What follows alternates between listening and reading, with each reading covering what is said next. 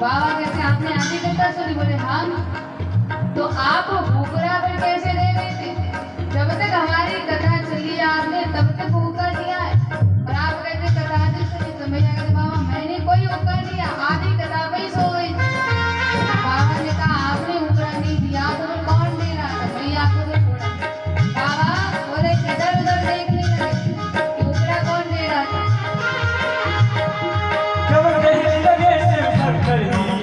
अपनी है किसे निकाला छोड़ूंगा दिए हैं मेरा जिसे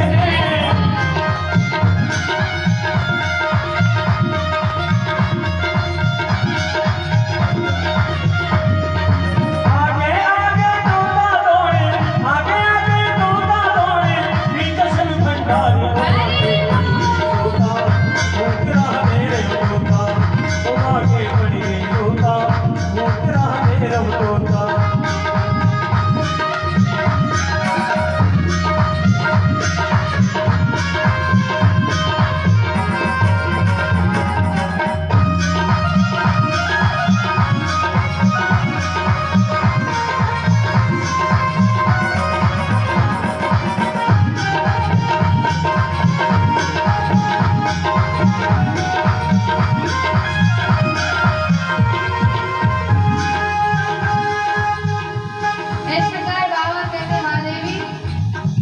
बोले आपने कथा नहीं सुनी तो कोई लोग ने उसने कथा सुनी, और जिसने भी हमारी कथा सुनी है उसने हमारी बिना इच्छा के सुनी है। उसमें हमारी कोई इच्छा नहीं, जिसने हमारी कथा को चोरी से सुना है, जिसने भी सुना मैं उसको जिंदा नहीं छोड़ूं। क्या किया बाबा ने उसको उठाया, इधर उधर देखा तो कोई नहीं दिखा, वृक्ष के ऊपर की तरफ देखा तो सुक्का छोटा सा बच्चा बैठा। बाबा ने देखा तुरंत ही बोले दंडित करने के लिए उसके पीछे अपना त्रिशूल छोड़ दिया। त्रिशूल छोड़ा, बेचारा सुख भागने लगा।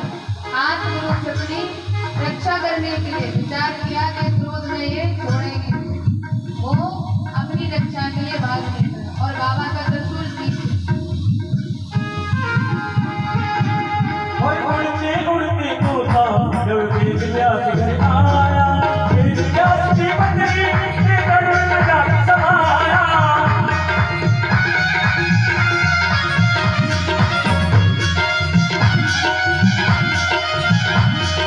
ना बड़ा सुख देवी अनीता ना बड़ा सुख देवी अनीता लीला परम्पारी उमा के तोता मोकरा तेरे तोता उमा के पड़ गई तोता मोकरा तेरे तोता।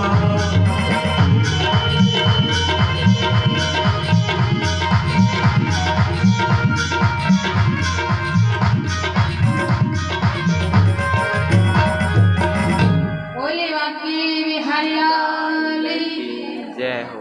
राधा रमण भगवान की जय हो श्रीमद् भागवत महापुराण की जय हो। इस प्रकार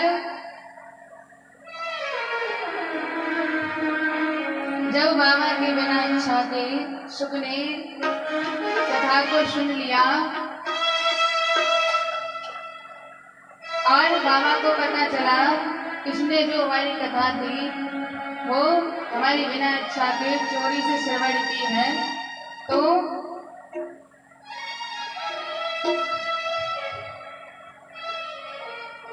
बाबा को बड़ा क्रोध आ गया।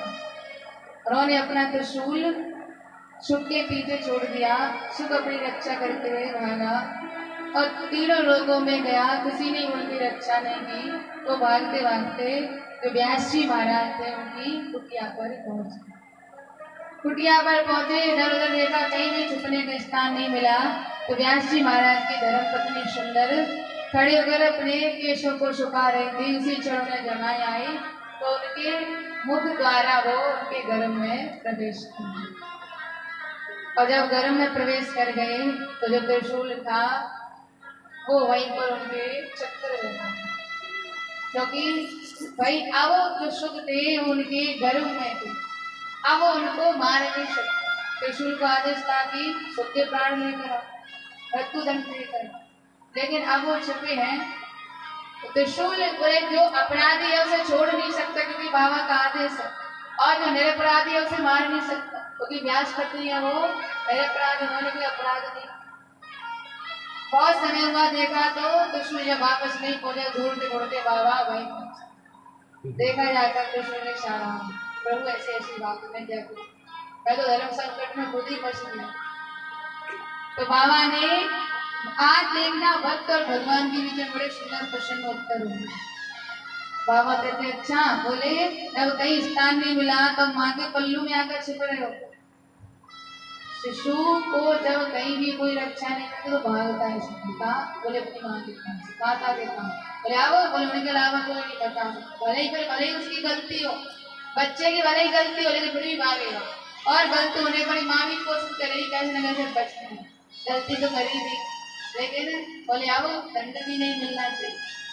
तो कहते बोले कहीं स्थान नहीं मिला तो यहाँ कर चुके हो, सुख कहते तो जाता कहाँ, यही देख स्थान है जहाँ कोई बोले मार नहीं सकता।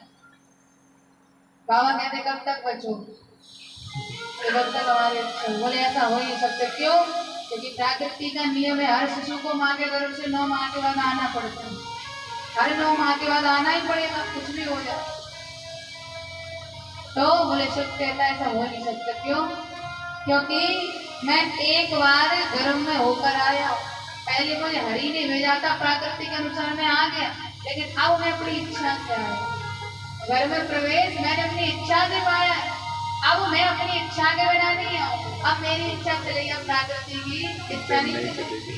क्योंकि जिस गर्भ में मुझे आना था 9 माह के लिए वहां में आ चुका है। बाबा कहते हैं वो नहीं सकता कि आप ज्यादा समय तक वहां रुक पाओ, तुम्हें आना ही पड़ेगा। कुछ कहते हैं नहीं बोले जब तक हरि आकर नहीं देंगे कि उनकी जो माया है मुझे ना पकड़ेगी, जब तक ही नहीं आता तब तक नहीं है। और तुम्हारा क्या ही भरोसा, पहला कुछ बुला लो और बाहर पड़ा कर मुझे मार डालो, क्या भरोसा तुम्हारा? बाबा कहते ना ना ऐसी बात नहीं, तुम्हें आना पड़ेगा। तुमने अपराध किया है, कैसा अपराध? तुमने चोरी की, मेरे बिना इच्छा के तुमने मेरी कथा सुनी है। इतनी सुंदर वार्तालाप चल रही थी, इसी बीच में व्यास जी महाराज बाबा को देखा तो बड़े प्रसन्न, नाचने लगे, कहते ओ मारते मारे अपने आप को रहे, कोई भगवान बिना बुलाए आता नहीं। व्यास जी महाराज खुशी के मारे आज नाच रहे, कहते हैं प्रभु बोले आज हमारे भक्त को दया हो गए, बिना बुलाए बोले हमारी कुटिया पर आए। बाबा कहते हाँ आया। तो क्यों बाबा ऐसी क्या बात हो गई जो इतनी बड़ी हम पर कृपा करी? बाबा कहते तुम्हारी पत्नी ने हमारा अपराधी छुपाना, और बोले जब तक वो हमारे अपराधी को नहीं देंगी तब तक हम जाएंगे। अब तो व्यास जी महाराज और नाच कहते एक तो भगवान बना बोला आया है और आकर ये भी बोल रहा है कि मैं जाऊंगा नहीं, तो बोले इससे बड़ी प्रसन्नता की बात क्या होगी कि आने के बाद कहते मैं जाऊंगा नहीं। व्यास जी महाराज कहते तो बहुत अच्छी बात है, ये तो आपकी कृपा है, हम पर दया है कि आप आकर कहते कि हम नहीं जाएंगे, आप जब तक इच्छा करते करो। बाबा कहते हैं ऐसा है, हमें भी काम है, हम यहाँ नहीं बैठ रहेंगे, आप अपनी पत्नी से कहो कि हमारे अपराधी को हमें दे दे, तो उसके बाद हम चले जाएंगे। जब इतना कहा तो व्यास जी महाराज ने देखा सुख की ओर, उधर से सीधा इशारा आया मैं नहीं, कुछ भी हो जाए। तो बाबा से व्यास जी महाराज कहते बाबा एक बात बताओ, आप कहते हो कि आपका अपराधी हमारी पत्नी ने छुपा है, तो आपका जो अपराधी है उसने आपका क्या अपराध किया? तो बाबा कहते हैं बोले उसने हमारे यहाँ हमारी चोरी की। अगर चोरी का नाम लिया तो व्यास जी महाराज हंसते हैं, कहते हैं तुम्हारे घर चोरी बोले तो बताओ तुम्हारे घर का, तुम्हारे पास घर है, तुम तो आप कैलाश पर्वत पर रहते हो, वहाँ कहाँ है घर? और फिर तुम्हारे घर चोरी की, जब तुम्हारा घर नहीं तो तुम्हारे किस चीज की चोरी की? जब घर ही नहीं है तो धन संपत्ति सोना अस्त्र वस्त्र होना तो दूर की बात है, ऐसा क्या चुराया तुम्हारा? तो बाबा कहता है ये घर भर नहीं चुराया, बोले इसकी हमें जरूरत भी नहीं, अगर ये चाहिए होता तो क्या ही कमी हमारे पास। धन धन भोलेनाथ दिगंबर, हर कौड़ी नहीं खजाने में, तीन लोक वसती में बसाए, आप बसे मेरे आने। बाबा कहते हैं हमें सबकी जरूरत नहीं, बोले हमारा सबसे बड़ा धन है राम धन, पायो जी मैंने राम रतन कहते हैं मेरा एक ही धन है वो प्रभु का नाम, उससे बड़ा कोई धन नहीं, और उसी की कृपा हम पर बनी है और हमें कुछ नहीं चाहिए। अच्छा तो फिर आपके पास जो धन है उसे कोई चुरा नहीं सकता, कोई आपसे ले नहीं सकता, फिर भी आप कहते हो कि आपकी चोरी की। तो बाबा कहते हैं इसने हमारी अमर कथा को चोरी से सुनी, हमारी इच्छा से, तो बोले इसने अगर चोरी किया तो दंड तो मिलना, मैं इसे मृत्यु दंड दूंगा। व्यास जी महाराज कहते हैं रहोगे तुम बोले के, बोले इतना भोला होना भी ठीक नहीं होता। बोले ठीक है आप भोले हो, इतने भोले हो कि आपका नाम भी भोला पड़ गया भोलेपन की वजह से, लेकिन इतना भोलापन भी ठीक नहीं होता। आप बताओ, आप कहते हो कि आपके अपराधी ने आपकी अमर कथा चोरी से सुनी। बोले हाँ, अमर कथा का प्रभाव अमर करना है। बोले हाँ, और आप कहते हो कि अब मैं उसे मृत्यु दंड दूंगा, तो अपने मुख से अमर कथा उसे फैलाने के बाद आप उसे मृत्यु दंड देने की बात करते हो, इतना बोला। अमर करने के बाद अब उसे मारने की बात करते हो, मार दोगे? मार पाओगे क्या? जो अमर हो चुका है उसे आप कैसे मारो? खुद ही उसे अमर कर दिया, तो मैं खुद ही मारूंगा। तो इतने बोले, ज्यादा भोला होना भी ठीक नहीं होता। ज्यादा भोले व्यक्ति का दुनिया बड़ा फायदा उठा के ले जाती। तो बाबा कहते हैं तो मैंने सोचा नहीं तो पता चल गया। हाँ, अब क्या करना है? तो बाबा कहते करना क्या, आपकी पत्नी के गर्भ में है, जब बोले धरती पर आएगा तो आपका ही पुत्र बने, आपका जो पुत्र होगा बड़ा यश कमाने वाला, बड़ा ही ज्ञानी होगा और माया किसे बिल्कुल छू भी नहीं सकती, और बोले बड़ा नाम करेगा, बड़ा भारी इसका जगत में ख्याति प्रभाव होगा, बहुत नाम करेगा, त्रिलोकी में इसका नाम खूब गाया जाए। कितना बड़ा आशीर्वाद लेकर बाबा चले जाते हैं। अब व्यास जी महाराज कहते सुख से, अरे भैया, बोले आपको मैंने बचाया, अब आप हमारी पत्नी पर कृपा करो और धराधाम पर प्रवेश पाए। अभी उन्हें मैया के पेट में 11 वर्ष बीत चुके थे। श्री सुखदेव जी महाराज वो अपनी मैया के पेट में 12 वर्ष तक रहे थे। 12 वर्ष श्री सुखदेव जी, 11 वर्ष बीत चुके थे। श्री सुख कहते हैं व्यास जी महाराज से, नहीं मैं नहीं आऊंगा। क्यों? क्योंकि अगर मेरे प्राणों की रक्षा हो गई और अगर मैं आ भी जाता तो भी बाबा महाराज कुछ नहीं बिगाड़ता, लेकिन मैं आऊंगा नहीं। क्यों? क्योंकि जो यह माया है वो बड़ी फजनी है, माया माँ टकनी है। हम आएंगे धरती पर, इस जगत में तो हमें छोड़ेगी और मैं माया से ही बचना चाहता हूँ। मैं मायापति का होना चाहता हूँ, मैं प्रभु का भजन करना चाहता हूँ। तो व्यास जी महाराज कहते हैं ऐसा कैसे? बोले अगर आप नहीं आए तो हमारी धर्मपत्नी संकट में चली जाएंगे, आपको कहाँ? फिर कैसे? आप कहते हैं जब तक श्री हरि आकर स्वयं नहीं करेंगे कि हमारी माया आपको परेशान नहीं करेगी, तब तक मैं यहाँ से नहीं आऊँ। हर जीव मैया के पेट में कष्ट दुख पीड़ा पाता है, हर जीव।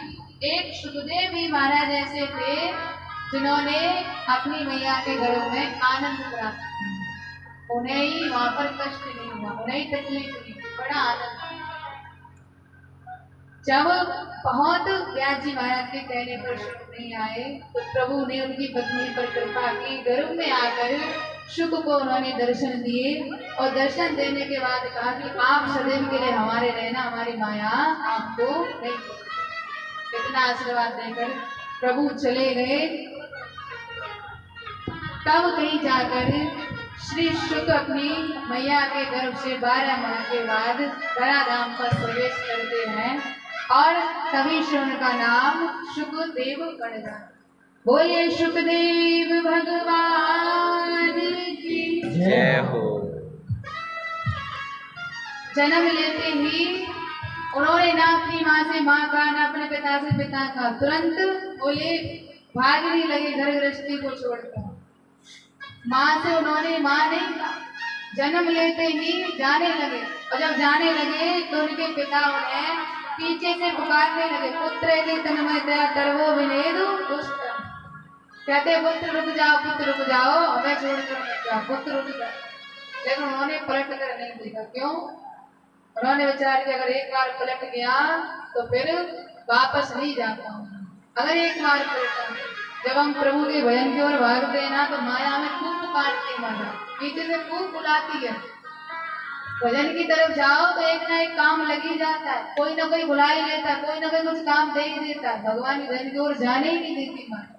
वो पूरी अपनी कोशिश करती है कि जीव हमारे बस में हो जाए, जैसे तैसे हो जाए, हर कोशिश करेगी, किसी ना किसी रूप में आ जाएगी, किसी न किसी वस्तु में आ जाएगी, पूरी कोशिश करेगी। लेकिन अगर हमने पलट कर नहीं देखा, अगर हम आगे को बढ़ते गए तो फिर माया हमारा कुछ नहीं। और वही श्री सुखदेव जी ने, माया है क्या? माया मैं और मोर तोड़ते माया, मैं और मोर